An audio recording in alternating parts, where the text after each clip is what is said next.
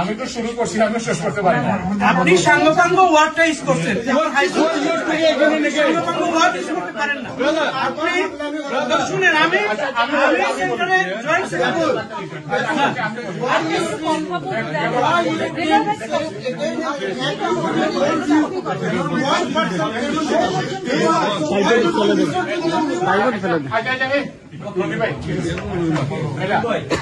আপনি একজন ডিপ্লোম্যাট, আপনি বাংলাদেশের প্রতিনিধিত্ব করছেন এবং আমাদের মান্যবর চেয়ারম্যান হাই কমিশনার। আপনি যে মিটিংটা কল করেছেন, প্রথমেই কল করেছেন বাংলাদেশ হাই কমিশনের প্যাডে, আপনি এজেন্ডা দিয়ে দিচ্ছেন। আপনি বলছেন আনডিসপিউটেড কমিটি। এই কমিটির অর্থ যেটা বাংলায় বুঝি, এটার কোনো অস্তিত্ব নাই। আপনার যদি অস্তিত্ব কমিটি না থাকে, আপনি কার সাথে মিটিং করবেন? প্রথম প্রশ্ন আমার।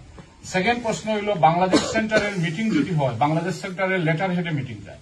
প্রিভিয়াস হাই কমিশনার, মান্যবর হাই কমিশনার সাইদা মুনা তাসনিম, উনিও একটা মিটিং এরকম করতে চেয়েছিলেন, পরে করেন নাই।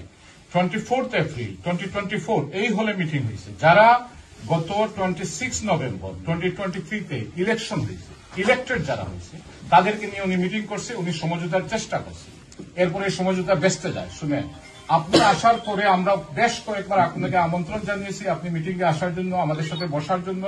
আপনি কিন্তু আমাদের কথা শুনেন নাই। আমার কথা শেষ করার পরে দয়া করে আপনাকে অনুরোধ, আমার কথা শেষ করার পরে আপনি বলবেন। এর পরবর্তীতে একদিন হাই কমিশনে গিয়েছিলাম, আপনি দাওয়াত দিয়েছিলেন, আমরা গিয়েছিলাম 4 জন, শুক্রবার ছিল 27 সেপ্টেম্বর। যাওয়ার পরে যে ব্যবহার আপনাদের কাছ থেকে পেয়েছি, আমরা কমিউনিটির ওয়ার্ক করি, আমরা নিজের পকেটের পয়সা খরচ করে করি। আপনারা সরকারি কর্মকর্তা, সরকারের দায়িত্বে আছে, আপনাদের মতো বেতনভুক্ত আমরা না। কিন্তু আপনারা যে ব্যবহার করছেন, জনাব মুশাররফ সাহেব উনি বলছেন যে গাঁজাখুরি কথাবার্তা বলবেন না, একজন ডিপ্লোমেটের কাছ থেকে এই ধরনের কথাবার্তা আশা করি না। আর আপনি এখন যে কথাটা বলছেন এখানে, যে সাঙ্গপাঙ্গ বলতে আমরা বুঝি গুন্ডা পান্ডা। এখানে খুব গুন্ডা পান্ডা নয়, ঐতিহাসিক বাংলাদেশ সেন্টার 1971 লিবারেশন ওয়ারের সাথে এটা সম্পৃক্ত। এটা বাংলাদেশ মুক্তিযুদ্ধের একটি স্মারক প্রতিষ্ঠা। এটা আমাদের মুরব্বী, যে আপনি জেনে আসছিলেন, শুনে দাঁড়ান ম্যাডাম, এরপরে আমাদের মুরব্বিয়ানরা এই সেন্টারটা ক্রয় করেছে। বাংলাদেশ গভর্নমেন্ট 130,000 পাউন্ড অনুদান দিয়েছে এবং সাথে সাথে আমাদের আরো কর্পোরেট মেম্বাররা দিয়ে এই সেন্টারটা ক্রয় করেছে। তারা অনেকেই মৃত্যুবরণ করেছেন, মাত্র 7 জন জীবিত আছেন ফাউন্ডার মেম্বাররা। আমরা তাদের লেগেসি ধরে রেখেছি। আমরা বাংলাদেশ সেন্টারের ইতিহাসে প্রথম 26 নভেম্বর যে নির্বাচন হয়েছে ইমপ্রেশন ইভেন্ট ভেন্যুতে, এখানে সব জার্নালিস্ট, সাংবাদিক সব বাইরে ছিল। এখানে একটা রেজাল্ট হয়েছে। নির্বাচনের যখন দুটি পক্ষ থাকে তখন নির্বাচন হয়, নতুবা নির্বাচনের প্রয়োজন হয় না। একটি পক্ষ একটাটি মাইনরিটি পাইছে, একটি পক্ষ একটাটি মেজরিটি পাইছে। এরপরে আমরা একটা কমিটি গঠন করেছি, কমিটি আমরা ডিস্ট্রিবিউশন করেছি। যারা মাইনরিটি পাইছে এরা মেনে নিতে পারে না। তা মান্যবর হাই কমিশনার সাইদা মুনা তাসনিম উনি অনেক চেষ্টা করেছেন, আমরাও বুঝাইছি, আমরাও ছাড় দিয়েছি, হয় নাই। কিন্তু অত্যন্ত পরিতাপের বিষয়, আপনি আসার পরে এই বিষয় নিয়ে সমঝোতার কোন চেষ্টা করেন নাই। আপনি সরাসরি আজকে একটা মিটিং কল করেছেন, যে মিটিং এর দাওয়াত আমি পাই নাই, এখানে অনেকেই পায় না, আমরা জানিও না। এবং সরি প্লিজ, এরপরে আমাদের পক্ষ থেকে আমার কমিটির মেম্বাররা আমার বলছে যে আমরা তো দাওয়াত পাই না, কিসের মিটিং? আমি বলছি তো আমি নিজেই জানি না কিসের মিটিং। এরপরে আপনাকে 20 জন ইমেইল করছে, ইমেইল দেওয়া হয়েছে যে ম্যাডাম আমরা তো জানি না আপনি কিসের মিটিং ডাকছেন, আপনি প্রটোকল প্রসিডিওর ফলো করে মিটিং ডাকেন, আপনি এটাও মুঠেও গ্রাহ্য করেন নাই, আপনি এটাকে কোনো পাত্তাও দেন নাই। আজকে এসে আপনি বলতেছেন যে আজকে মিটিং, আপনি কার সাথে আলোচনা করলেন? এখানে মিডিয়ার সামনে আপনি একটু আগে বলছেন যে সমঝোতা তো আগে করবেন, করে না মিটিং করবেন।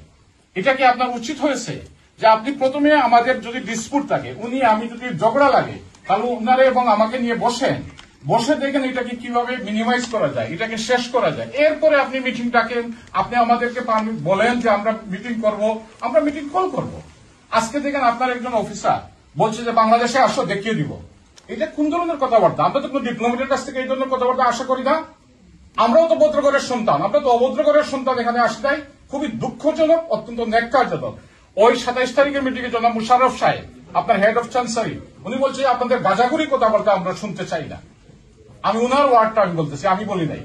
কিন্তু এই ধরনের কথাবার্তা কি আমরা আশা করি? আপনাদেরকে সরকার বেতন দেয়, আমাদের কমিউনিটিকে, শুনেন ম্যাডাম আমি শেষ করি, আমি শর্ট করতেছি, আপনাদেরকে বেতন দেয়, আপনারা কমিউনিটি, বাঙালি কমিউনিটি, আপনাদের বাংলাদেশের রাষ্ট্রে যারা আছে সবাইকে নিয়ে আপনারা চলবেন এককভাবে। কিন্তু আপনাদের এই কথাবার্তায় জোরপূর্বক মিটিং করা, এটার অর্থ হলো কমিউনিটিকে ডিভিশন করা, ডিভাইড করা। আপনারা বাংলাদেশ সেন্টারকে ডিভাইড করতেছেন। আমি আশা করি নাই যে আপনি একজন ডিপ্লোম্যাট এবং আপনার অনেক অভিজ্ঞতা আছে, কিন্তু আপনি যে ডিভাইড করবেন এটা খুবই দুঃখজনক। আমরা ডিভিশন হতে চাই না। আপনি আজকে আছেন, 3 বছর বাদে চলে যাবেন, ভদ্রলোক চলে যাবেন, উনি চলে যাবেন, সবাই চলে যাবেন, কিন্তু আমরা তো এখানে থাকতে হবে। আমরা কি কমিউনিটি ডিভাইড নিয়ে থাকবো? আমরা কি দ্বিধাবিভক্ত থাকবো? বাংলাদেশ সেন্টার কি দ্বিধাবিভক্ত থাকবে? এই বিল্ডিং এর ভ্যালু 28 মিলিয়ন। গত 2 বছর আমরা এই সংগঠন চালিয়ে আসছি। এমন কোন অনুষ্ঠান নাই যে আপনাকে ইনভাইটেশন দেই নাই, কিন্তু আপনি কোনো পাত্তাই দেন না। আপনাকে আমি 2টা তারিখ দিয়ে বলছি যে ম্যাডাম কাউন্সিল যদি মিটিং রাখবো এই তারিখ ওই তারিখ, আপনি বলেন কোন মিটিং আসতে পারবেন, কোনো পাত্তা দেন নাই। কিন্তু আজকে আপনি একটা পক্ষরে হয়ে, আমি বলতেছি আমার হয়তো আপনি এটা ডিফেন্স করবেন, আপনি আজকে একটা পক্ষ হয়ে আসছেন, এখানে একটা পক্ষের কথা শুনে আসছেন মিটিং করতে। এটা আপনার নিরপেক্ষতা আপনি হারিয়েছেন। আমরা আশা করি নাই কখনো যে মাননীয় চেয়ারম্যান হিসাবে, হাই কমিশনার হিসাবে বাংলাদেশের রাষ্ট্রের প্রতিনিধিত্ব করতেছেন, আপনি নিরপেক্ষ থাকবেন। কিন্তু আপনার নিরপেক্ষতার হারিয়ে আপনার কোন নিউট্রালিটি নাই। আপনি একটা পক্ষের কথা শুনে এই মিটিং থেকে ফেলছেন এবং আপনি এজেন্ডা দিয়েছেন। না, আমি শেষ করতেছি। আপনি এজেন্ডা দিচ্ছেন আগামী ইলেকশনের ডেট দিবেন, ইলেকশনের এই করবেন বা যাই হোক, এজেন্ডা তো কার সাথে আলোচনা করে দিচ্ছেন? এই সংগঠন তো রান করে একজনে, 2 বছর থেকে কারা রান করে? এই সংগঠন পরিচালনা করে কারা? তার সাথে কি তারা একবার জিজ্ঞাসে যে আমরা ইলেকশনের প্রস্তুতি নেই? 26 নভেম্বর 2023 যখন ইলেকশন হয়েছে, এখনো 26 নভেম্বর হয় নাই, 2 বছর। আর্টিকেলে লেখা আছে 3 বছর গ্রেস পিরিয়ড আছে। এরপরে 9 ফেব্রুয়ারি আমরা 2025 আমাদের এজিএম হয়েছে ইমপ্রেশন ইভেন্ট ভেন্যুতে, প্রায় 2 থেকে আমরা নানা